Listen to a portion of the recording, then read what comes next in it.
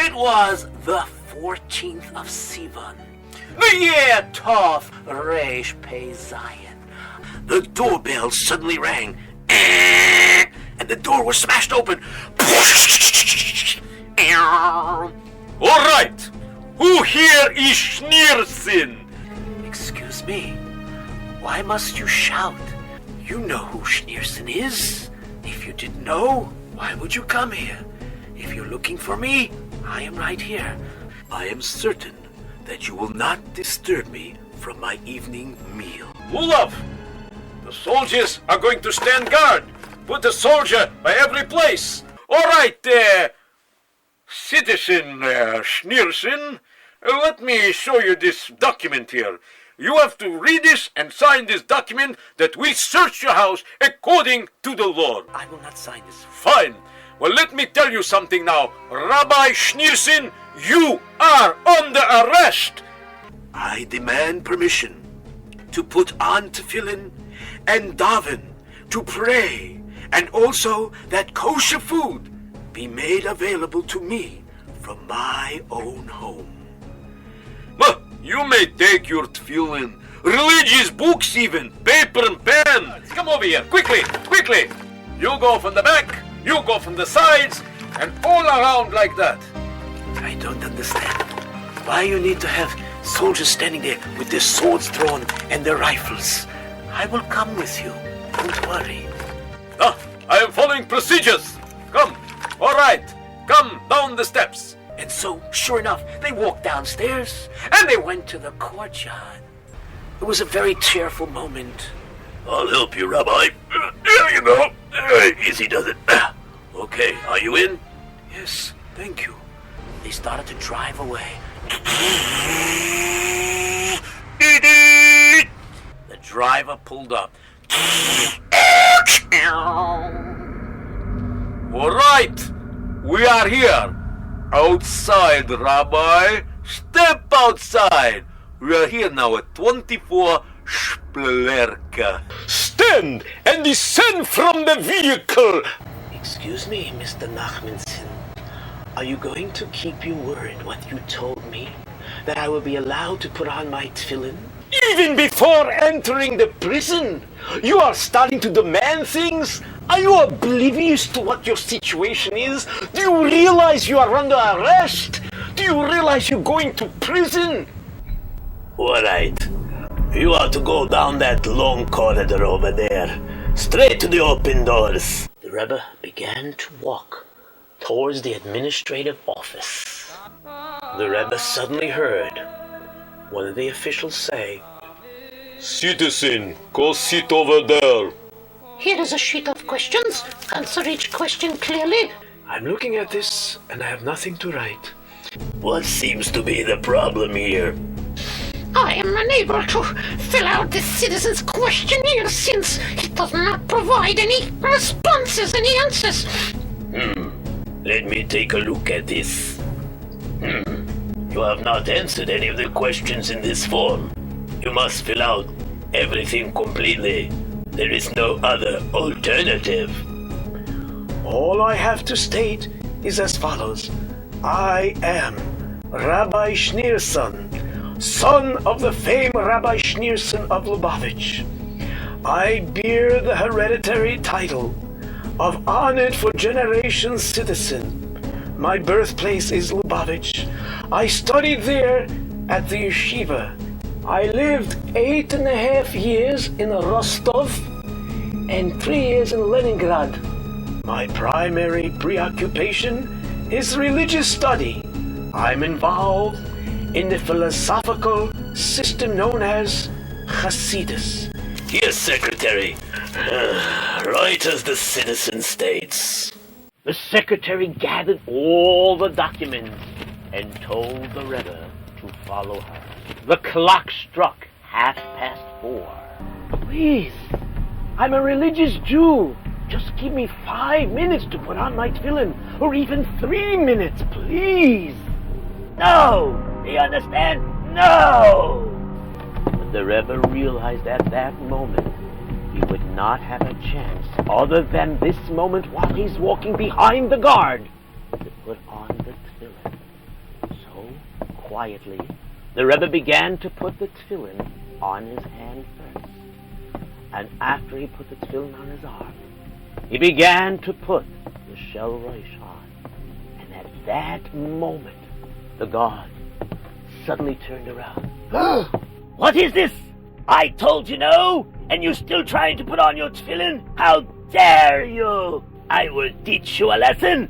And with that, the guard gave a zetz, a punch to the Rebbe, and a push at the same time. And the Rebbe tumbled down those metal steps. The Rebbe realized that his belt buckle cracked, and part of the metal went into his stomach, and he was bleeding. He was in a lot of pain. You will soon see the fine treatment that will be shown to you by the head of the 6th Division. Perhaps 3 or 4 days in that secluded room with the mice and rats and the slime and the mud will get you to change your mind. You won't be thinking about your religious things anymore. And then, as he sat to rest for a moment, he started to gather his inner strength, grabbed onto a railing, began to pull himself up, and went up step by step until he got to the top. The man or beast called Petya arrived. Rebbe extended his hand to take his tefillin. Forget everything! You must remember that you are a prisoner here! Do you understand? If it really means so much to you, then why don't you write to one of the officials, and if he approves, then I'll give everything you want. The Rebbe insisted on sending telegrams to the officials. The Rebbe wrote 3 telegrams, all with the same words. I herewith request to immediately order the head of the 6th section to give me my tefillin, religious Rabbi Y. Schneerson. The Rebbe and Petya continued to walk until they arrived to jail cell 160. In the name of the Lord, I am commencing a hunger strike until my request for my tefillin and religious books is fulfilled. The door was closed. It was already 40 hours into the Rebbe's fast, and not even a single drop of water had entered into his mouth. Suddenly, he heard the locks being opened, and then there was a flashlight that shined right into the room. Then 3 soldiers came in, carrying rifles, and there were 4 soldiers outside with drawn swords. The official stared at the Rebbe and then said, "Come with us." The other cellmates were crying, with tears streaming from their eyes, as the Rebbe walked through the corridor. I hereby order you to remove your hat, and if you refuse, you will have a bitter end. I will not remove my hat, and I want to know if you know who I am. Who are you? I am the Lubavitcher Rebbe. So? The Lubavitcher Rebbe is not frightened or taken aback by your attempts to intimidate him. In the interrogation room, 3 men were sitting with a gun resting in front of each of them. Clusters of weapons were all over the room. Their faces all had expressions of rage, and their eyes glimmered with animosity and anger. The Rebbe turned to the interrogators and said, "This is the first time I have come into a room and not a single person has arisen from his place. Do you know where you are?"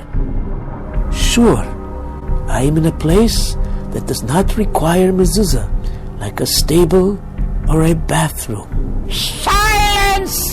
Do you see this toy that I'm holding, this gun? With this gun, I have silenced many people and made many people talk. Now, do you understand? Listen to me very carefully. Your toy, your gun, can only frighten someone who has many gods but one world.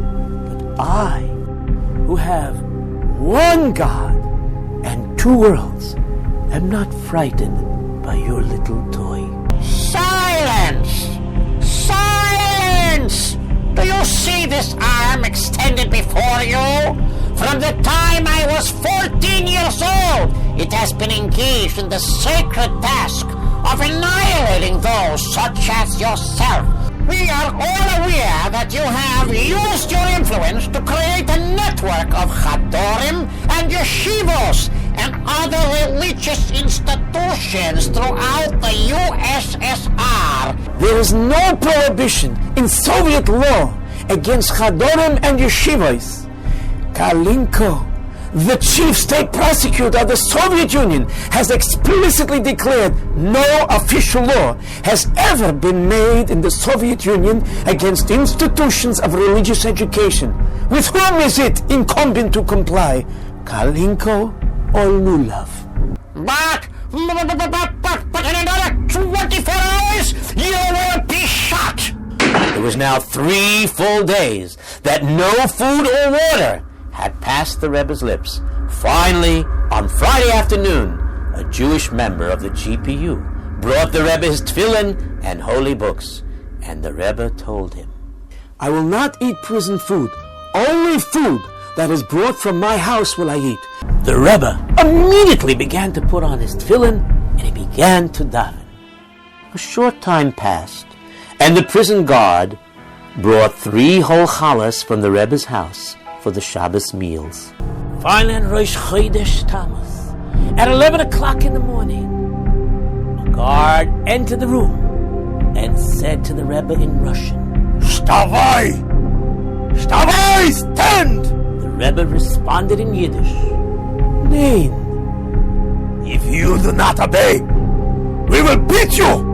The Rebbe replied, No. The guards beat the Rebbe and left. Later, another group of guards came in with lulav. Rebbe, why are you so stubborn? They have come to inform you that your sentence has been lightened. If you are told to stand, stand. But the Rebbe remained totally unresponsive. He did not answer them. And the guards continued to pummel the Rebbe, and they beat him. And again they left. After some while, a 4th set of guards came to the cell and told the Rebbe to proceed to the office, and there he was informed that his sentence had been reduced. You will be freed from prison and sent for 3 years in Kostroma. As the Rebbe approached the table, he observed his case documents were lying there. He noticed that on the first line there was something crossed out. Looking closer, he noticed it was nullifying his official death sentence. The next line stated that the Rebbe should be sent for 10 years to Slovakia. And next to it was written, yet, no. And on the last line was written, 3 years, Kostroma. Then the Rebbe thought to himself, today is Thursday. And he asked the guard, Excuse me, when will the train arrive in Kostroma? On Saturday. Why? On Shabbos? No. And I will not take that train. And the Rebbe remained in Shpalerka for a second Shabbos. On Sunday, on Gimmel Tammuz, the guard finally said to him, You have permission to return home for 6 hours. The Rebbe came home at a time when his family thought that they would never, ever see him again. And before long, the Rebbe arrived at the station, and from the step of the coach, the Rebbe said a sicha, Yehi Hashem Elokeinu imonu. Hashem Yisborach soll sein und wird sein mit uns. As the Rebbe finished his sicha, the train left and traveled for 24 hours. It finally arrived in Kostroma. Baruch Hashem, in just a few days, on Yud Beis Tammuz, the Rebbe's birthday. Rabbi, I regard this as a personal privilege to tell you that you are a free man. The Hasidim and all the Yidden, they celebrated without end. Their joy knew no boundaries. And this Yom HaGeula is celebrated till this very day.